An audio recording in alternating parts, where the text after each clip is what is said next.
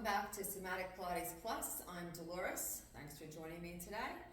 Today we're going to be working on your glute and uneven hips and what muscles fire incorrectly because of weakness of the glutes, your butt. Okay. So did you ever notice that one hip is up higher than the other? So that's an up slip, and you almost feel like that foot feels like it's kind of floating. So that is a muscle in our back, which is called a QL muscle, which is a side bending muscle. And that helps to create that up slip of your hip. So that's because that muscle is working because the glute med on the opposite hip is not working. That's the weaker side. So that's what we're going to be working on today. So let's just start with just your feet about fist width distance apart. You're going to step forward with your right foot. If you have a balance issue, you can always put your left hand onto a post or a wall.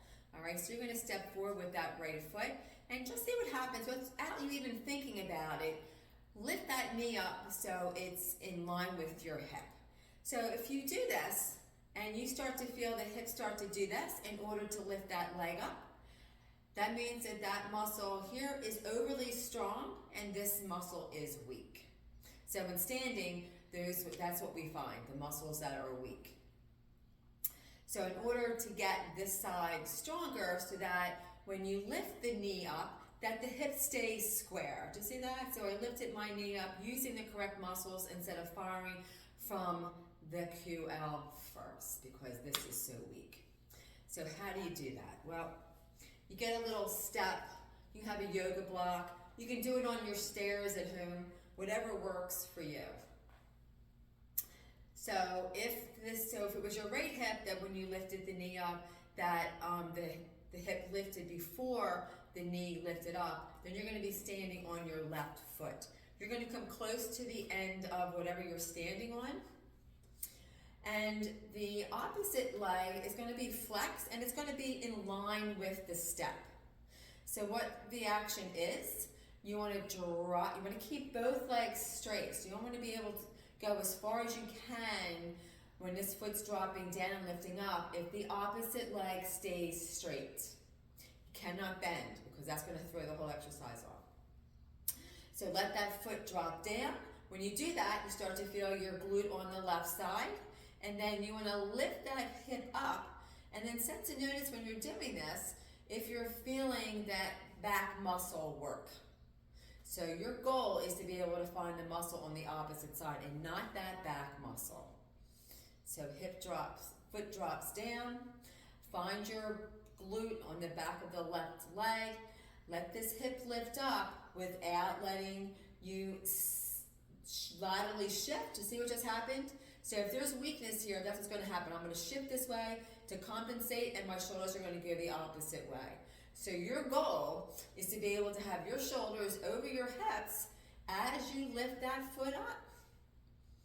Let it drop down. So there's the work right there. So that's that leg getting longer to find that glute on that opposite side. So just repeat that. You could do it 5, 6, 7 times. You may have to do it longer than that because you might not be able to feel the muscle on the left side. You might not be able to feel your glute on that left side. So do this, when you start to find that muscle and then do it a little bit longer for about 5 more counts. And then you would step off of the step and then you'd reassess. Go, okay, can I now lift that knee up maintaining a level pelvis? And if you did, I can guarantee you're going to find all the muscles on that left side and you're going to find your abdominals on that right side. This leg's going to be working really hard to stabilize that opposite leg. So if it happens with you on the left, if you lift that left knee up and the hip starts to up slip before that knee even gets up, and what if your knee is only going up, not in line with your hip? So that has to do with the strength of the muscles in your hip. and that'll be another video. So practice whatever side is. So you might have a higher hip on the left. That means that the right one is weak. So you would practice the side that is weaker for you. So for example, if my right hip was up, I'm going to be stepping on with my left foot on the step as the right foot goes up and right leg goes up and down. If I feel that the left hip is jacked up, then I'm going to be using the right leg. So I would be stepping onto the block with the right foot. Left foot, again, light touch, so you could have it on one wall, you could have it on this side or this side, whatever feels good for you. And then you're just going to make sure the feet are stacked and the leg stays straight. So you're going to upslip that hip without laterally shifting in order to do the movement. Your shoulders have nothing to do with it. It all has to do with the muscles of your pelvis. So just practice this and practice standing with that knee up in that 90 degrees. That has to do with your balance. So when someone comes along and you get pushed in a crowd, you don't feel like you're going to fall over, so you had balance. Or if you're doing something, you try to lose your balance, you feel like you're going to lose your balance, you may be stronger and able to catch yourself so you don't fall. So thank you for joining me. If you have not subscribed, please subscribe to the channel. There's going to be more videos coming.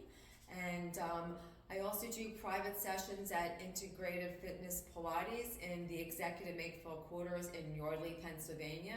It's suite number 1503. We have a website, so you can visit us on that website. All right, thanks for joining me. Bye-bye.